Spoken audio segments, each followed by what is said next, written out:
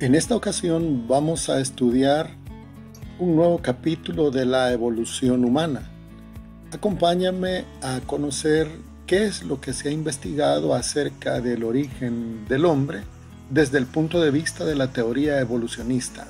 Soy tu profesor René Campos y en este tema, que es un poco polémico, vamos a estudiar, vamos a enfocarnos. Comenzamos. ¿Qué cambios ocurrieron en la evolución que nos llevaron al surgimiento de nuestra especie? Los cambios que se dieron a partir de los primates, porque recordemos que el hombre, el humano, la especie humana, según la teoría evolucionista, desciende de primates, es decir, de antepasados del chimpancé, del gorila, del mono, antepasados de ellos. Tenemos desde ese punto de vista un antepasado común. Sin embargo, en la especie humana, así como los homínidos en general, fueron desarrollando ciertas habilidades, entre ellas la capacidad de poder caminar en dos patas, en dos pies en nuestro caso, el bipedismo. Esto permitió a los homínidos liberar las manos para poder realizar otras tareas, y también les permitió desplazarse de manera más eficiente en terrenos abiertos.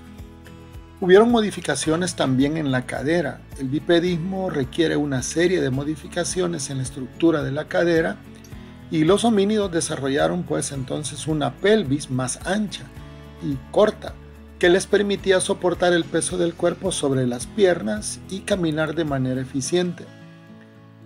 Los cambios en la columna vertebral también son importantes. La columna vertebral también sufrió una modificación para adaptarse al bipedismo. Se desarrolló una curvatura en forma de S que ayudaba a equilibrar el cuerpo y a mantener el centro de gravedad de las piernas sobre las piernas. El aumento del tamaño del cerebro también es otro cambio importante porque a lo largo del proceso de humanización el tamaño del cerebro ha ido aumentando considerablemente. Esto permitió a los homínidos desarrollar habilidades cognitivas más complejas como la capacidad de hablar y la capacidad de fabricar herramientas, que básicamente la capacidad de hablar fue exclusiva de la especie Homo sapiens sapiens. También están los cambios en los dientes y la mandíbula. Los homínidos desarrollaron dientes y mandíbulas más pequeños y menos prominentes que sus antepasados, y esto se debe en parte a la adopción de una dieta más variada y a la fabricación de herramientas para procesar los alimentos. También están las modificaciones en las manos. Las manos también sufrieron modificaciones para adaptarse a la fabricación de herramientas y otras actividades manuales. Los homínidos desarrollaron manos más hábiles y con dedos más largos que les permitían manipular objetos con mayor precisión. Comencemos con el primero de los géneros que vamos a considerar antepasados directos, el Australopithecus. El término Australopithecus significa monos del sur y el representante de ellos es un fósil que estás viendo en pantalla llamado Lucy. Hace unos 7 millones de años los primeros homínidos aparecieron en África. Estos eran primates bípedos, lo que significa que ya caminaban sobre dos piernas. Y el más famoso de los homínidos es el Sahelanthropus shadensis, que se encontró en un país llamado Chad en África. Pero hace unos 4 millones de años apareció el Australopithecus. El primero era un mono, era un simio todavía. Este también es un simio, pero ya más evolucionado. Hace unos 4 millones de años apareció el Australopithecus, un género de homínidos que se caracterizaba por tener un cerebro más grande que sus antepasados y por ser capaces de caminar erguidos sobre dos piernas de manera más eficiente. El más famoso de estos homínidos es el Australopithecus afarensis, cuyo fósil más conocido es Lucy, que estábamos viendo en pantalla. De este fósil, la evolución produjo una nueva rama que es el Homo habilis. Este era experto en el trabajo de piedra. Este ya es el primer representante del género Homo. Apareció hace unos 2.5 millones de años y a este pertenecemos ya los humanos modernos. El Homo habilis fue el primer miembro de este género y se caracterizaba por tener un cerebro más grande que los de los australopithecus y por ser capaz de fabricar herramientas de piedra. Con él comienza, por decirlo así, la edad de piedra. Aquí en pantalla puedes ver cómo era su cráneo. Todavía tenía rasgos simiescos, no era muy parecido a nosotros, ya porque él todavía tiene su antepasado, el simio australopithecus. Se observa en ellos un importante incremento en el tamaño cerebral con respecto al australopithecus, que se ha calculado entre 510 centímetros cúbicos hasta 600 centímetros cúbicos, un poco más grande que el cerebro de un chimpancé, que era el antepasado del australopithecus. Este Homo habilis se alimentaba principalmente de alimentos vegetales, también era carroñero. Se le llama Homo habilis por su asociación con conceptos como hábil, vigoroso y mentalmente capacitado, y esto hace referencia al uso de instrumentos líticos que se encontraron en las cuevas y en los lugares donde han sido encontrados los huesos de esta especie. Se han realizado estudios detallados de esos restos óseos y de sus manos para verificar si realmente sería posible que este organismo pudiese haberlos realizado. Los científicos concluyeron que sí era capaz de utilizar sus manos para realizar las manipulaciones necesarias en la fabricación de esos utensilios. Se cree que era carnívoro oportunista, es decir, que era carroñero. Anteriormente los primates eran herbívoros y los primeros homínidos ya eran omnívoros. A diferencia del Australopithecus, este organismo, al analizar sus restos óseos, se puede reconocer que se trata de una especie con un aspecto más humano que el encontrado en los australopitecinos. La cabeza del fémur es más grande, corta y redondeada. También la pelvis tiene un aspecto más moderno. Y su altura era similar a la de un Australopithecus africanus, es decir, más o menos de 1,30 m y un peso promedio de 52 kilogramos en el caso de los machos y de 32 kilos en el caso de las hembras. Después del Homo habilis, la evolución nos presenta una nueva rama que se llama Homo erectus. Este se caracterizó porque tuvo la capacidad de dominar el fuego.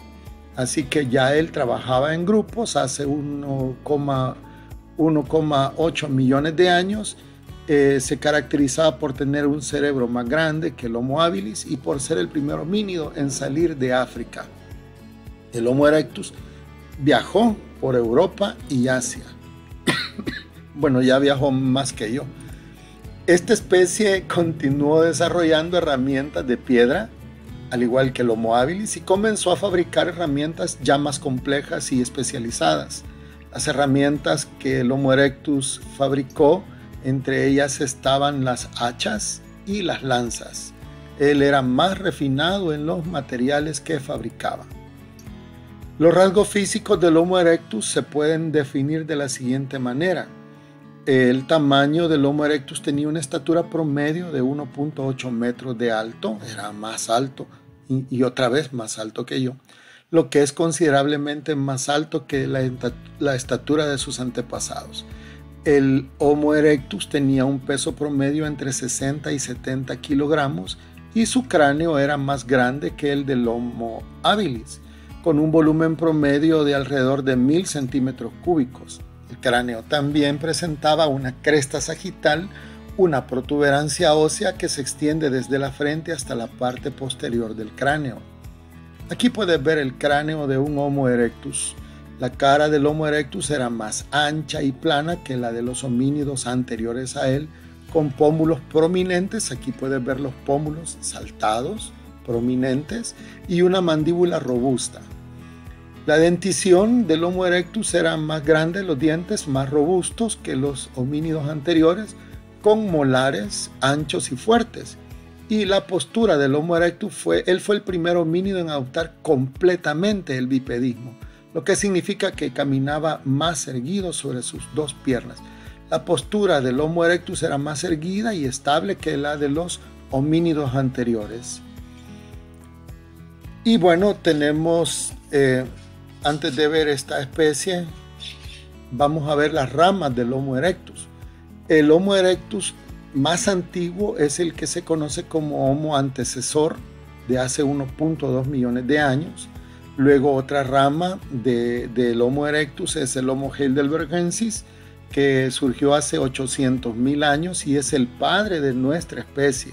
Les presento al abuelo, ahí vean, el padre de nuestra especie. Y tenemos el Homo floresiensis, que este es muy curioso porque este Homo erectus, esta especie de Homo erectus, era de baja estatura, básicamente medía 1 metro, como si fuese un niño, y pesaba 25 kilos. Tenía un cerebro grande, por lo que se cree que tenía muchas habilidades, pero la estatura no era su ventaja. Esta especie, el Homo floresiensis, quedó extinguida.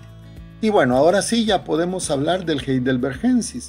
El Homo heidelbergensis que estás viendo en pantalla es una especie de homínido que vivió aproximadamente hace unos 700.000 a 200.000 años atrás. Se cree que este es el ancestro común con el Homo sapiens y los neandertales, lo que significa que ambas especies evolucionaron a partir de él.